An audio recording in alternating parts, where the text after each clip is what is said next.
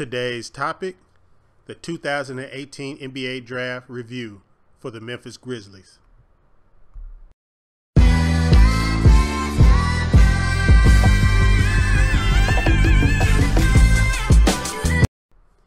Welcome back to Hustle Hoops. Make sure you like this video, subscribe to my channel, and hit the bell for notifications so you can be gang up in this thing. With the fourth pick in the 2018 NBA Draft, the Memphis Grizzlies select Jaren Jackson Jr. from Michigan State University.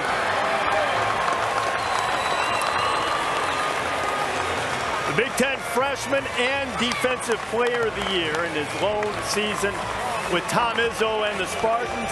His dad was a longtime NBA player, won a championship with the Spurs. His mom is director of player ops at WNBA. As you see Miles Bridges, his teammate at Michigan State. We'll hear his name called a little bit later on tonight. But Jaren Jackson, big guy, shooting touch, do a lot of things, a modern big in the NBA. And he's only going to get better, Reese. You referenced it. He's the youngest big guy in this draft. He's got long arms. He's got huge hands. He may be the best overall defender in this draft when you take into account shot blocking, rim protecting, and his ability to get out and guard pick and rolls. He can guard 1 through 5 for at least a couple of dribbles, and he's only going to get better. He can knock down shots to three-point range. He's got this standstill set shot. But I think you're looking at a player, I agree with Woj, he's got a chance to be as good as anybody in this draft. Today we're going to talk about the 2018 NBA Draft. Well, we're going to review it for the Memphis Grizzlies. As you already know, the Memphis Grizzlies used to have the 4th pick and the 32nd pick. We selected Jaren Jackson with the 4th pick, and we selected Jevon Carter with the 32nd pick. This has been the first year, I think they said in a while, that the Memphis Grizzlies hadn't made a trade during the draft, picked up an extra second round or anything like that. So it was pretty much a vanilla draft. It wasn't too much excitement. People who are anticipating maybe the Grizzlies picking up another pick and move it down, like doing the 7 and 22 for Chicago, or the 11 and 12, or what is it, 12 and 13 from the Clippers, or even I thought there was a good chance they maybe do the 10 and 26 and a little something else from the Philadelphia 76ers, but none of that came to pass. The Grizzlies stuck to their plan, and they stuck to their guns.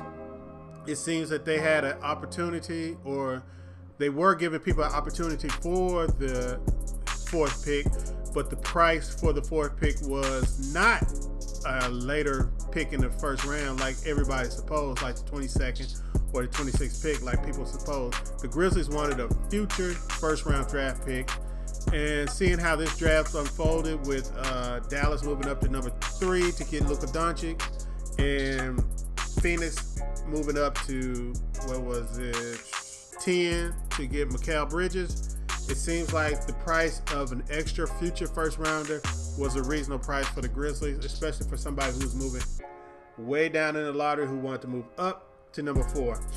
So it just depends, and I think the reason that none of these trades went down, and the reason why the Grizzlies stuck to their guns, is because they really valued Jaren Jackson at number 4. Now, when you go through their press conference and some of the things Chris Wallace said, some of the things J.B. Bickerstaff said, and kind of the whole tenor of the press conference they had after the draft and to introduce the players, you kind of get the sense that they had a very, very high value on Jaren Jackson Jr. And my interpretation of what their value was, because I know Peter Edmonston for Sports 56, he asked them exactly, about their draft board, and of course they didn't give up that information. But from parsing out what they did in the draft and what was available in the draft, I would say they valued Jaren Jackson very highly. And I would say they either valued him as the most valuable player in the draft, or the second most valuable player, probably to DeAndre Ayton. And the reason why I say this is because they are going back to their emphasis on defense. There was a lot of talk of grit and grind. And if you know, people probably on Twitter, the message boards and all this kind of stuff, you kind of hear them talking about grit and grind, and for some reason, grit and grind has gotten this bad name due to the fact that, you know, we lost some games.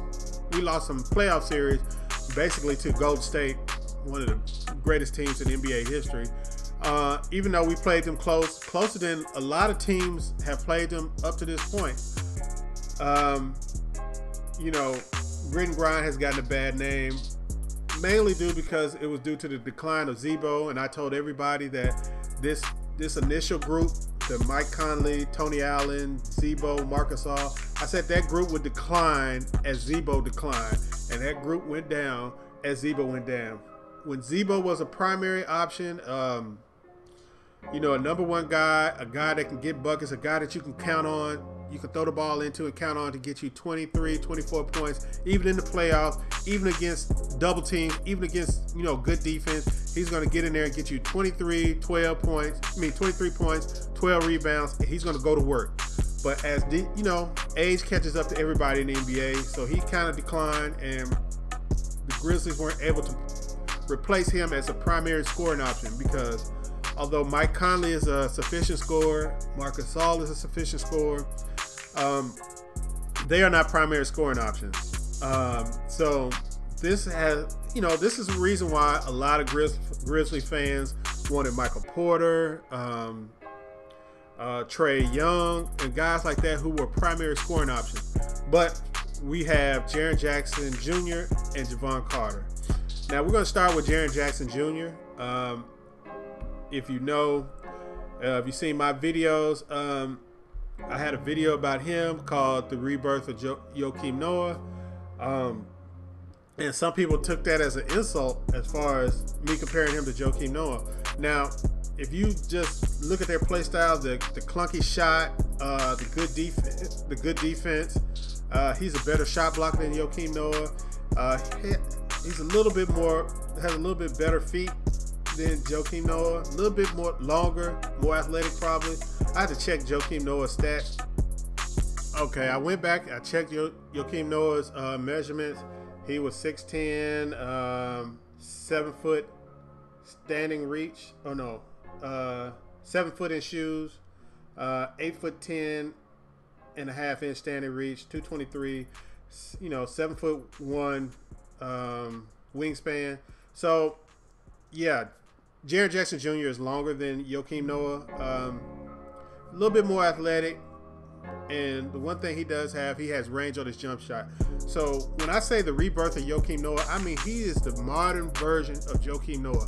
I think if you put Joakim Noah in this version of the NBA, Joakim Noah would have a clunky ass 3-point shot, and just like Jaren Jackson Jr.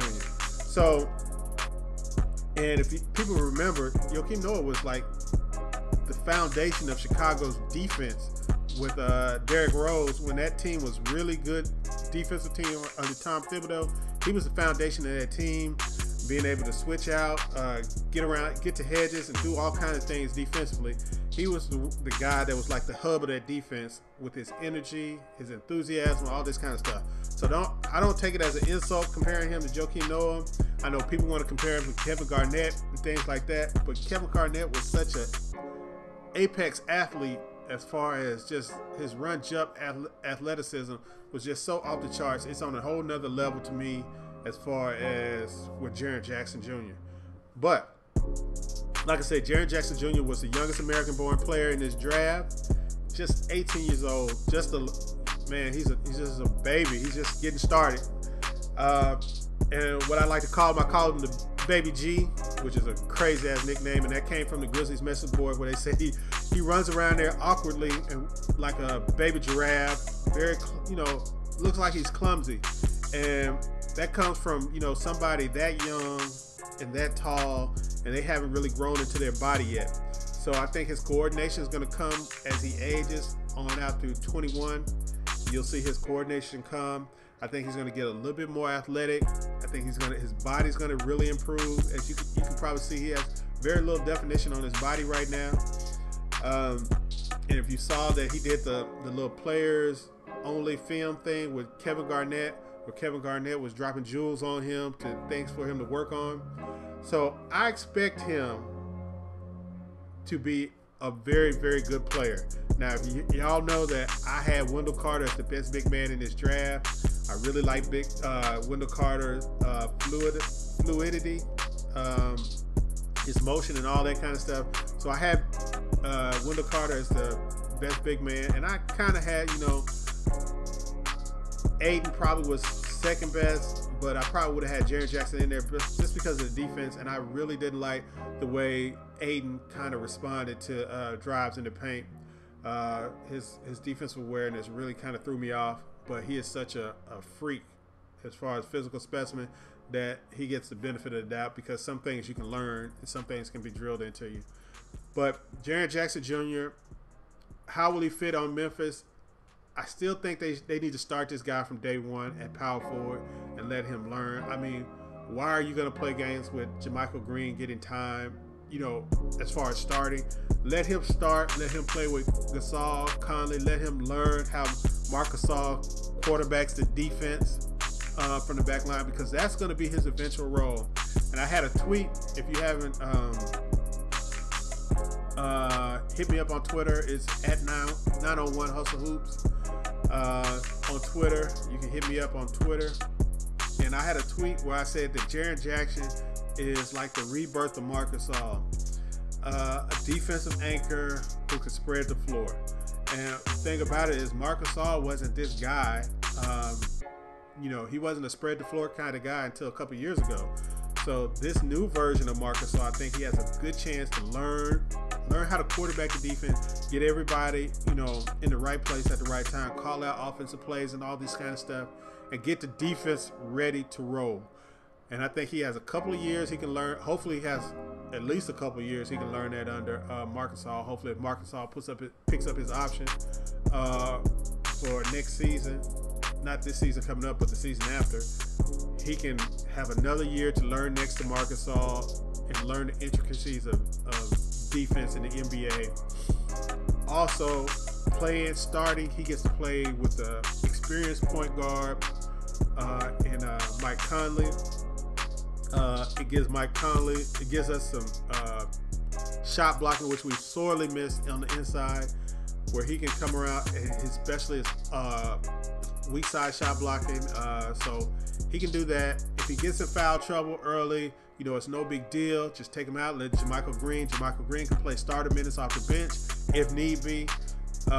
We have a couple more young bigs and Deontay Davis, Ivan Rabb that can provide depth. Hopefully we can pick up one more veteran big to go on that bench, just in case. But like I said, he needs to start from day one at power forward and let him learn under fire. No more babying the guy. Just let him start and get his feet wet. Hopefully in summer league they kind of take the reins off of him, because he has the semblance and a budding dribble drive game. If you've seen some of his highlight videos, it's very, very rudimentary. If you go back to his high school days, you can see him grab and go, taking rebounds and pushing it up the court on his own. Even under defensive pressure, sometimes he was able to push the ball. So I think he has a lot of things that he didn't get to show at Michigan State. And I really would like it for them during this summer league. We have 2 summer leagues going on. I think we're going to be in Utah and the Las Vegas Summer League. Summer league's just shit. Today we're going to talk about the 2018 NBA draft. We're going to review it for the Memphis Grizzlies. Couple opportunities. As you already know, the Memphis Grizzlies used to have the 4th pick and the 32nd pick. We selected Jaren Jackson with the 4th pick, stuck out in and we selected Jevon Carter with the 32nd pick for kickouts. This has been the first year, I think they said in a while, that the Memphis Grizzlies hadn't made a trade during the draft, even if he makes mistakes, picked up an extra second round or anything like that. So it was pretty much a vanilla draft. It wasn't too much excitement. People who are anticipating maybe the Grizzlies picking up another pick and moving down, like doing the 7 and 22 for Chicago, or the 11 and 12, trying to create 12 and 13 from the Clippers, or even I thought there was a good chance they maybe drafted an 18-year-old guy who's very raw, a little something else from the Philadelphia 76ers.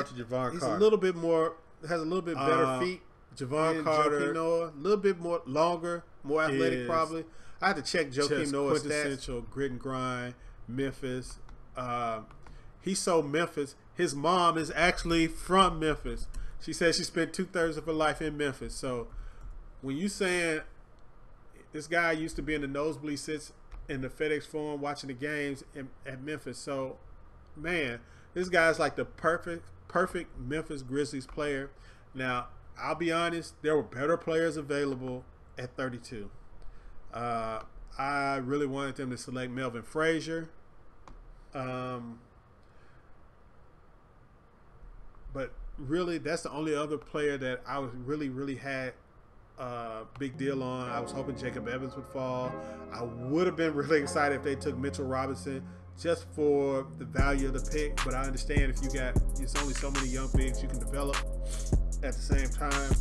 So, but man, I really like that pick because I think that pick would have had a lot of upside as far as future value goes, as far as being able to acquire future assets. If he shows anything in preseason or in G League, his value is going to skyrocket, and I think he has the potential to show that. I think it's a good pick for New York Knicks to get him because Porzingis is out. They're going to tank anyway. They can throw him out there with Kevin Knox, and they can just get that kid. I hope they give him 35 minutes a night off the rip. No questions asked. Just let it fall where it may. Just let the young kids go out there and play. Let them develop. Give them a whole year of learning and burning in the NBA. I'm going to be real excited if they go that route instead of bringing in some freaking veterans for no reason. Just let Mitchell Robinson play 36. Let him be the starting center. Why not? You know, what's the big deal? Why not? What's it going to hurt? But the Grizzlies, as far as Jevon Carter's place on the Grizzlies, as you know, we already have Andrew Harrison and Kobe Simmons. Kobe Simmons is on a two-way contract, so he's got another year where he can develop at the G League, and I think he's going to really need it in the G League to develop. Andrew Harrison is more of a combo guard. He can defend three positions. He really took a big step up last year. I'm looking for him to take another step up this year as far as young players go. So what would be Jevon Carter's role? I think Jevon Carter is going to be the backup point guard to Mike Conley. I think him and Andrew Harrison are going to be the backup guards. I think his defensive pressure is going to be game changing. And when I say this, it's just somebody being able to pick up, 96 feet, picking up even off the bench for 15 minutes a night, picking somebody up for 96 feet changes the whole tempo of the game.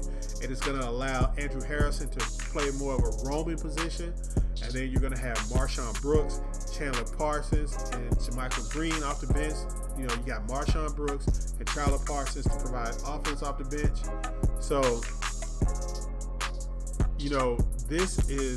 I think this is going to be an ideal fit. I don't know where Wayne Selden's going to fit in this scheme. It's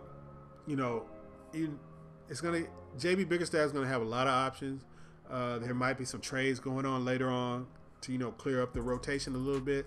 So, but I like Jevon Carter as the backup point guard as a rookie. I think he can do it. If Andrew Harrison can do it as a rookie, I'm pretty sure Jevon Carter can handle it, especially playing next to another ball handler like Andrew Harrison. You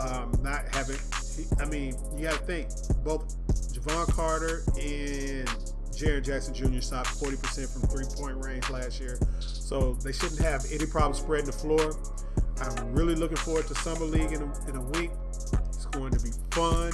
I don't know everybody who's going to be on the Grizzlies Summer League team. I'm going to have a Summer League preview sometime this week. We're going to preview the team, and we're going to go more over the role. And like I said, Jevon Carter's fit is simple. Defensive pressure. You know how Eric Bledsoe's role was with the Clippers when Chris Paul was playing, where he'd just come in and just go hard for the 10-15 minutes he's in the game, just cause havoc. That's going to be Jevon Carter's role on Memphis, I think, next year. I think the coaches are going to love him. It's going to be hard to keep him off the court. I think he's going to give point guards hell in practice, in the game, Summer League, he pretty much wrecked some people's draft value at the combine. So, I look for Jevon Carter to just really go after it. Looking forward to Summer League. It's going to be a good year. And right now, I think with normal predictions, as far as early predictions, without seeing how Jaren Jackson and Jevon Carter look, I would say the Grizzlies are probably are looking at 40-ish wins, 37 to 42 wins, something like that. Good enough probably for 10th place or the 10th slot as far as the lottery position. So, you know, with a flattening of the lottery odds, maybe we get lucky and get in the top 4. If not, we get a 10th pick in a kind of a weak draft to Boston, and then hopefully we can kick off the rebuild, or, you know, get on to the rebuild then and start, you know, getting serious about getting the next version of the Grizzlies built around Jaren Jackson primarily as a focal point, the future center, the future hub of the defense and offense. Maybe not the offense, because he's not going to be the primary scorer ever, but he's going to be the future hub of the defense for the Memphis Grizzlies for a long time. I think Memphis is going to love that kid. I think he's going to really, really be a high energy player, and I'm looking forward to it. I'm looking forward to the growing pains with Jaren Jackson Jr. I'm looking forward to the Memphis going crazy when Jevon Carter comes into the game. Can't wait to get up in the Forum and watch that. Hadn't had tickets, haven't really went to games in a while as far as live, because the team was on decline and they needed to rebuild like 2 or 3 seasons ago and refused to do it, still refused to do it. But like I said, it's going to be great in the Forum next year. And until the next video, make sure, don't forget, like this video, subscribe to my channel, hit the bell for notifications so you can be gang up in this thing. I definitely like to dress like how I see myself acting. You know, I'm pretty loud, excited. I'm happy pretty much 90% of the time, you know, except when we cross that line, then it's business. But when, you know, off the court, you know, I'm just excited a lot. So this is just like a loud suit. You know, I like to make a statement. You only get drafted one time, so I wanted to do it. But you also, you know, I'm a young guy, so I don't think anybody expected me to do something meaningful. So, like, rock the vote, you know. No one expected me to do that. So, youngest one here doing something like that, I feel like that's important. I'm voting next year for the first time, which is probably weird. Not many people doing that. So, I'm just, you know, I'm happy. I'm happy to do something like this. JCPenney hooked me up. Shout out JCPenney.